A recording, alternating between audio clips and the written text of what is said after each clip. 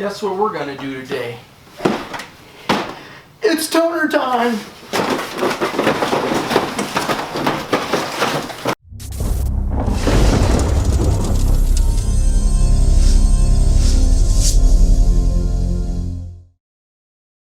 Alright, so I get this question a lot. Brian, how do we install toner on our Kyocera?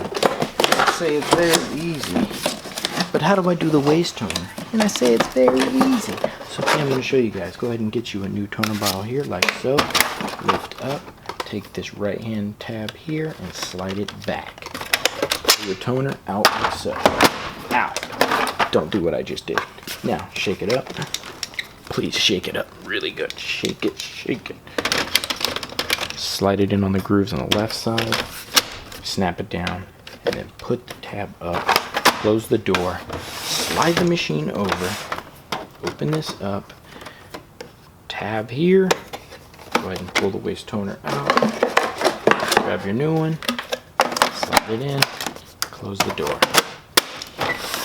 Just like that. That's how we do it. Easy as pie, baby.